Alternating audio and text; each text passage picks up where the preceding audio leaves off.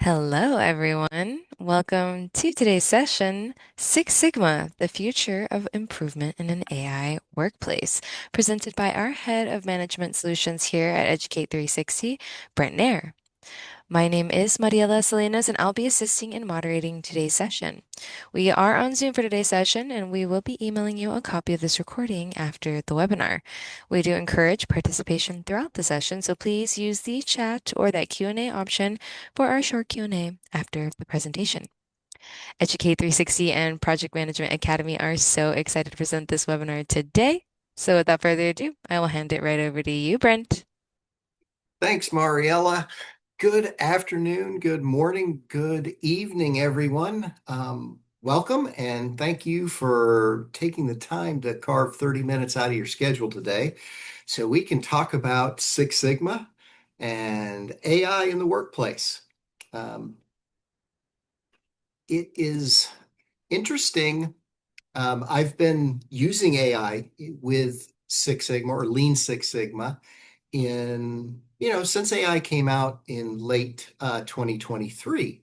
And it's been an interesting journey so far, especially around early models and statistical analysis and some of the deeper topics of Lean Six Sigma and how AI has handled them or had handled them.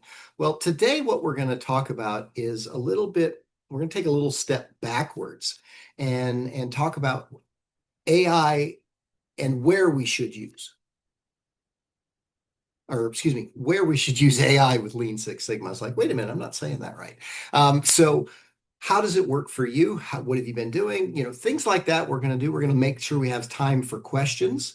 And one thing to keep in mind that AI is a tool, just like any of the tools we use in a Lean Six Sigma project, whether that's a FMEA, a spaghetti diagram, a value stream map, a statistical analysis, it's a tool. So if we keep that in mind, then we're able to have a really good, healthy working relationship. So, all right, let's kick off. Well, hang on a minute. There we go. So right now, quick survey, Pulse of Quality in Manufacturing earlier this year did a survey, and 47% of manufacturers run AI somewhere inside their quality process. Now, this was taken just for the quality engineers that work in manufacturing. Now, remember, a whole other set of industries use Lean Six Sigma or Six Sigma: finance, education, healthcare, logistics. They all use Lean Six Sigma to improve the process. So they're also using it, maybe at the same level, maybe a little bit more. But we're, not quite sure on that one. Didn't find any data around that.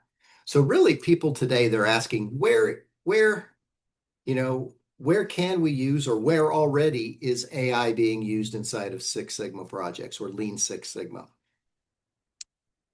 What methods, can't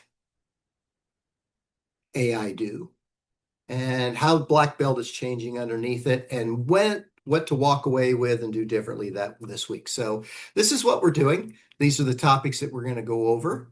I'm sorry, Demelis, you're getting an echo. Hopefully it's not too bad for everyone else. So what is Six Sigma actually, or Lean Six Sigma? Lean Six Sigma is the process of process improvement. Do you like that one? Process improvement. The Six Sigma part of it is the looking for the cause of a defect or a delay, and then statistically proving the significance of that cause. So in Lean, what we're looking at is we're taking from the Toyota production system and we're looking at the 7 wastes, otherwise known as mudas, and we're looking at ways that we can reduce or remove those. We're also doing other things that are related to the Toyota production system. And both of those together Lean Six Sigma is what I'm mentioning, both of those together, we use, and its purpose is process improvement. The Six Sigma side of it gives us that statistical significance so we can prove statistically that yes, our hypothesis or what we're doing is effective. The goal for any process is fewer defects, fewer surprises, and an output that you can count on. So we all keep that in mind as we think about it. And just right there, fewer surprises, fewer defects, and an output you can count on. That's something that AI can help with, and we'll talk about that. It is practiced by people, it's applied to a process, and it's not a tool. Lean Six Sigma has tools within it, things that we do to measure, things that we do to analyze, things that we use to improve, and things that we use to control. Those are all tools within the process. So we separate those, and AI is another tool we can add.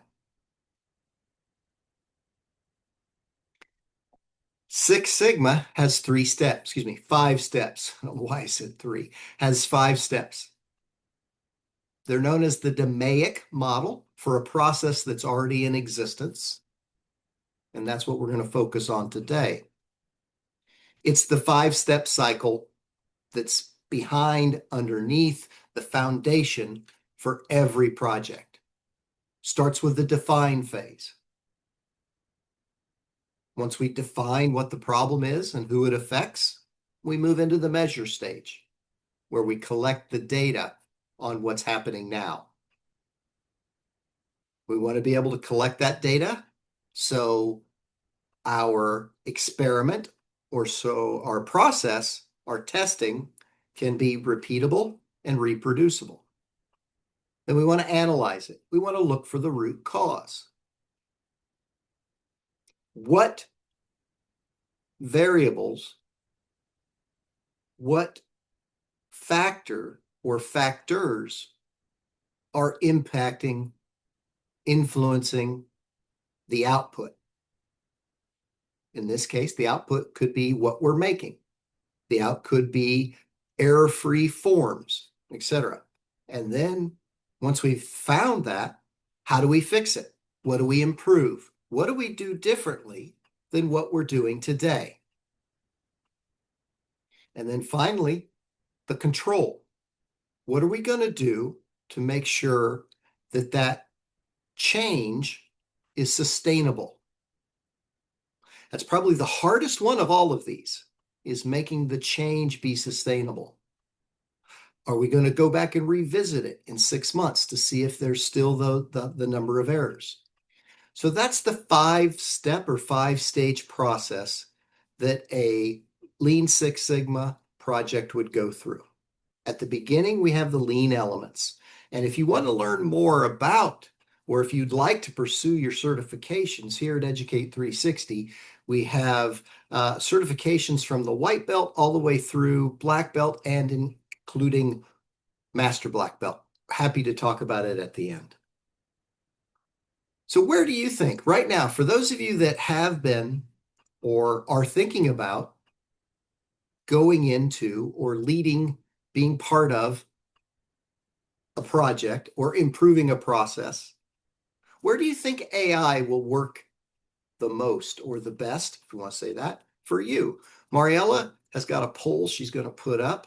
Just curious to see where the poll is going to land or the results.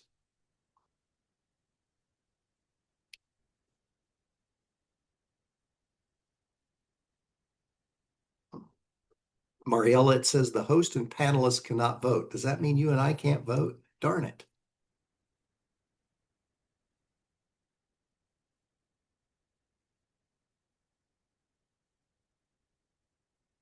Is anyone having difficulty filling in responses yet?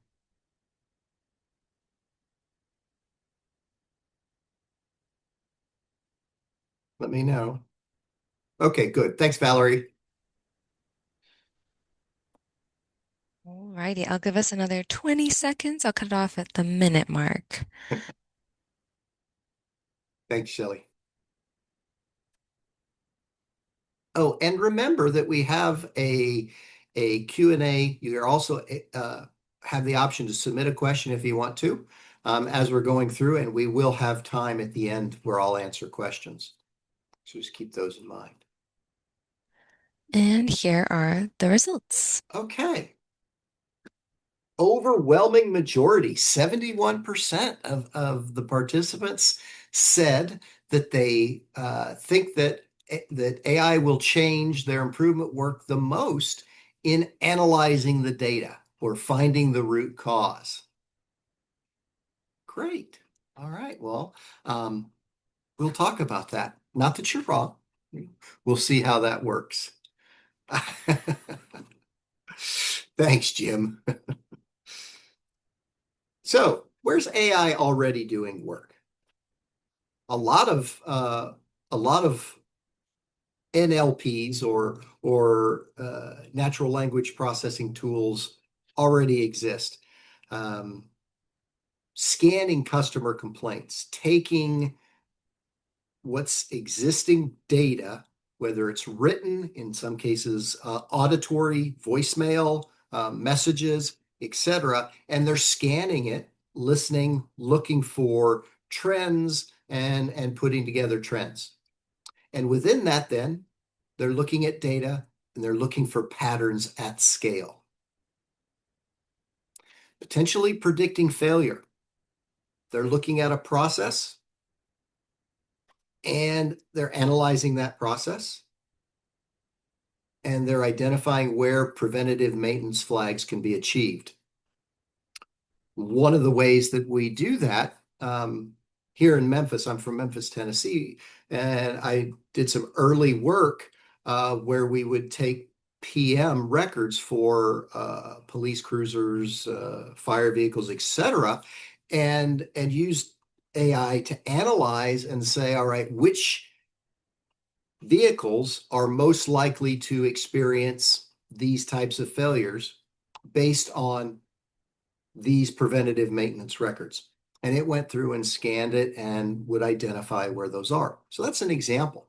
In some cases, AI is looking at and watching in real time as a product or products are going down the manufacturing line and scanning using infrared or scanning using lasers, the product to see or look for defects.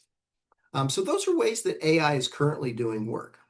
Now, AI is also doing work in defining problem statements and things of that nature. So we're going to talk about that here shortly.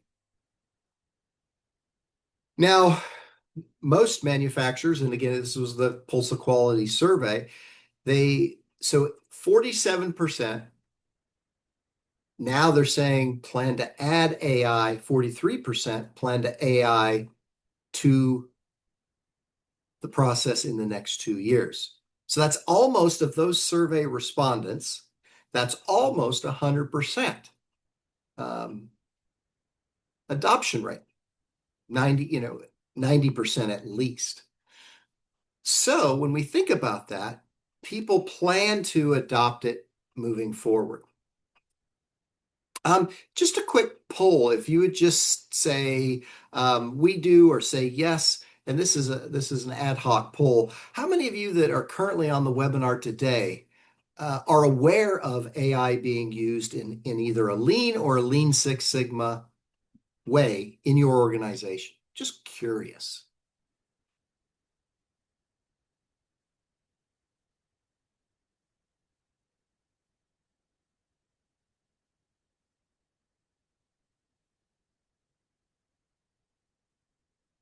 Okay, I see a couple of them starting to come in.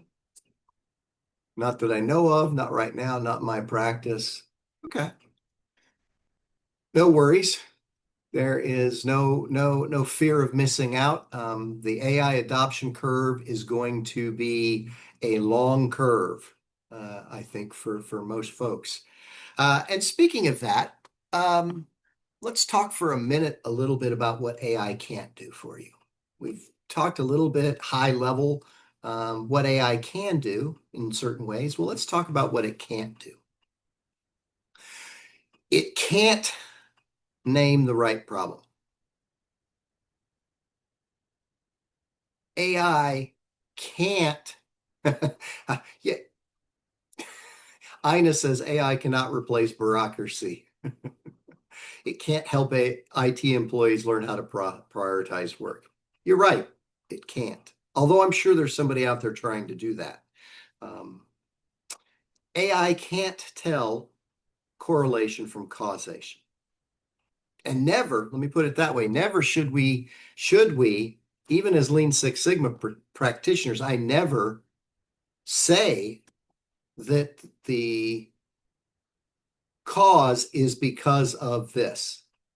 I say there's statistically significant evidence that's leaning towards that these two factors have a strong correlation to this product defect. Those are examples of the language that we use. AI can't define what's good. We can't define what's good.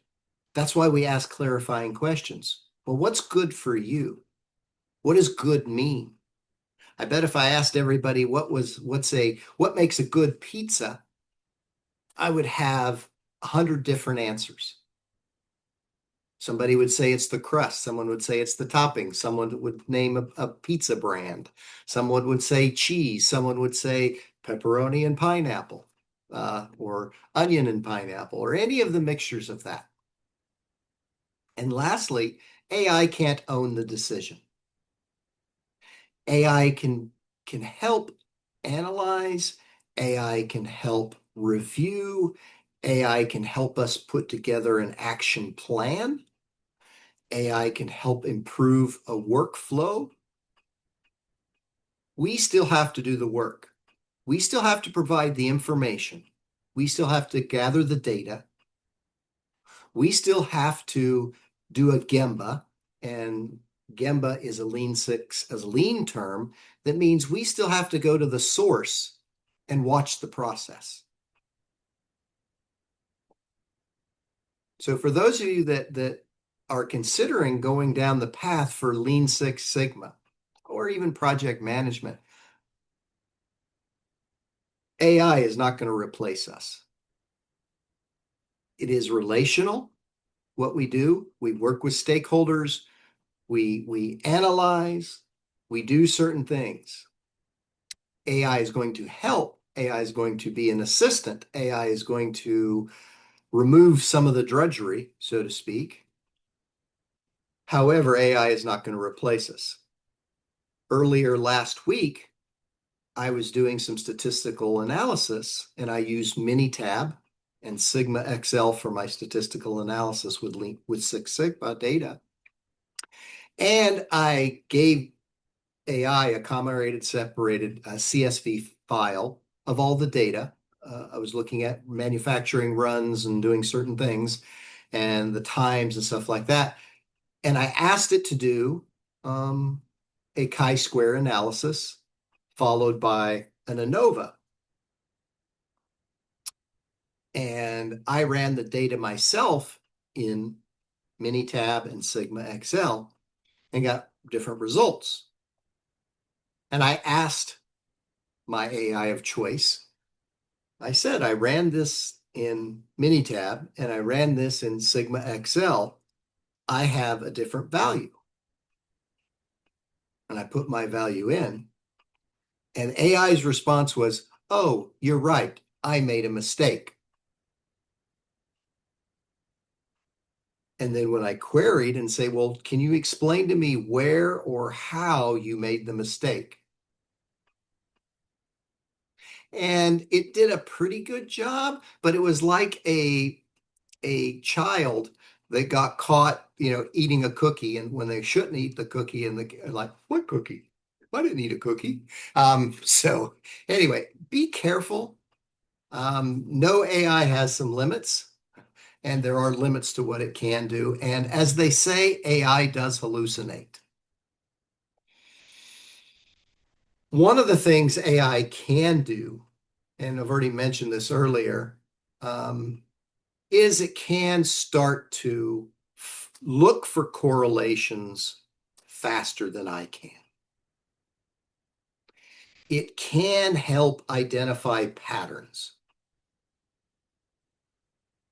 And as a result of that, those patterns or those correlations can be brought earlier to our attention. However, unless we have the statistical rigor, the hypothesis testing, control limits, we don't know what signal is noise and what signal is a real cause. So if we let AI proceed without fact checking, it's going to lead to false conclusions. We're going to have more noise than actual signal. In other words, we're going to have where we go down a path and we do the investigation when we didn't need to go down that to begin with. And then we're also going to lose time because everything that we did previously, we're going to have to redo.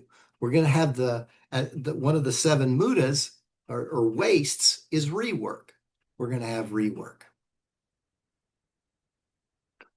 So for a black belt, our job is already changing. Previously we ran statistical calculations by hand. Really not by hand. We used Minitab. We use Sigma Excel. There's other tools that are out there that we can use. Now we can use AI to double check what we're doing, much like what I did earlier. We might spend hours building a control chart. Hang on, anonymous attendee. I'll answer that here shortly. We might look for a primary value, thinking it's technical execution, when in fact that primary value for us, our primary value is technical execution. Now it's judgment and translation. So we're able to judge and evaluate and then maybe translate what AI has produced. So the question was, that AI can't analyze data the same as SPS, especially data from a questionnaire. There's two actual differences in what you're asking from that. I'm saying that AI might produce erroneous results when you ask it to run certain analysis. Data from a questionnaire, I would use AI to gather and categorize the data in a questionnaire and then review the output to make sure that there's no error missing. And then I would take that data that's usually in maybe Excel or comma separated value, whatever format it's in, and then, or it could be in an MD file. And then I would use that to run inside my statistical tool, such as SPSS, which is a good tool. You could also run that in an AI and ask it to do so. In that case, it's probably going to use a Python script or something like that in the back end to do that.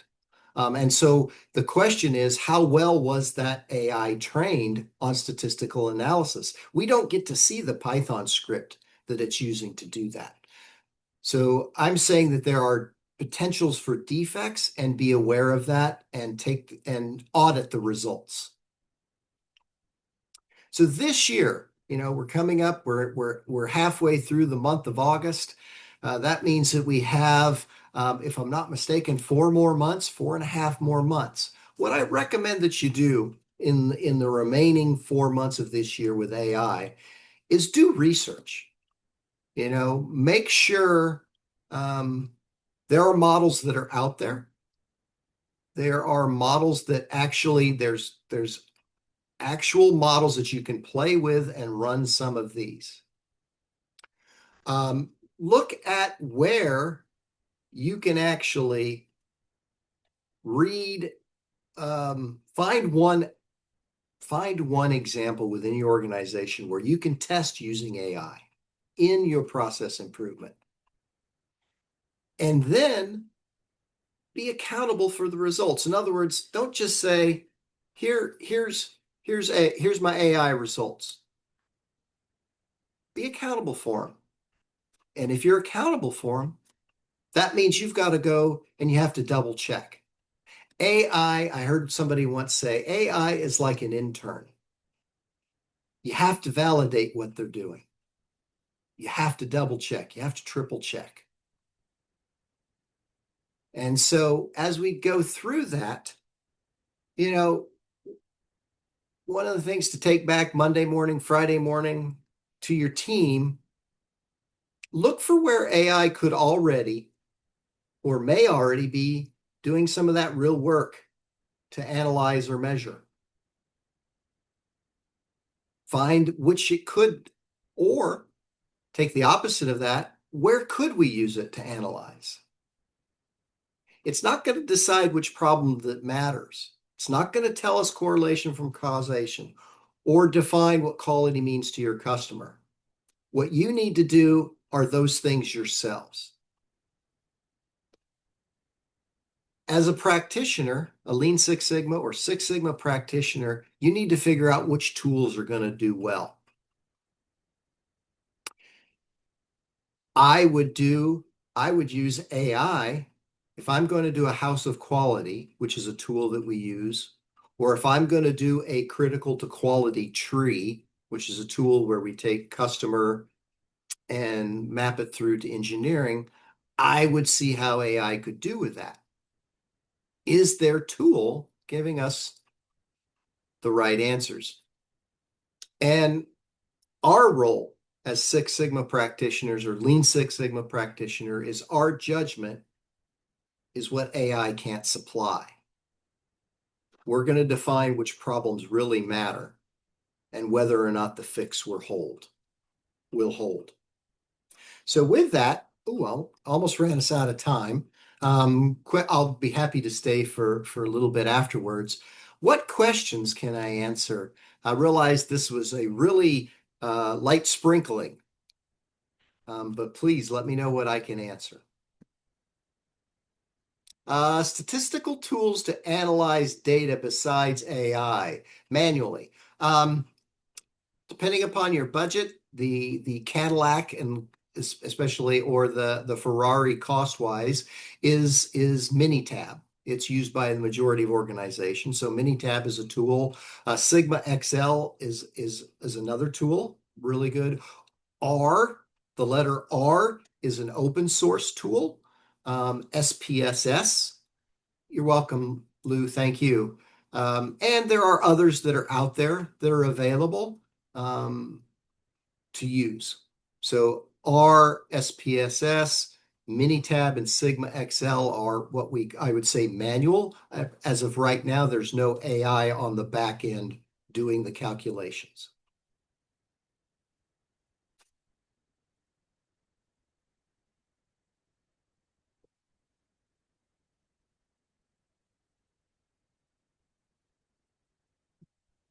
Are there other questions?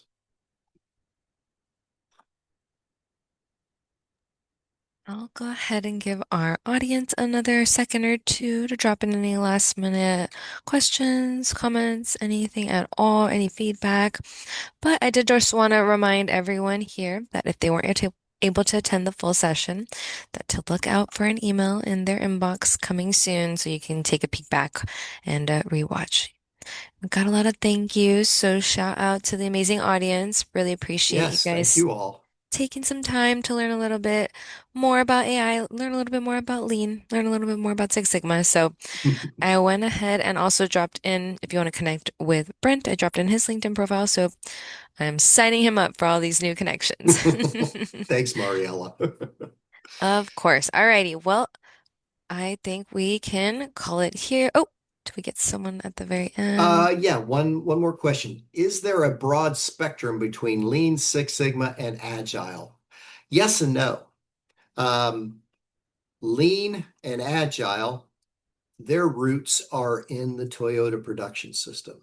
So all the way back to the late 30s, Shewart and Deming, process improvement, quality, etc., moving forward through the 60s, 70s, 80s when Six Sigma came about. They're all connected.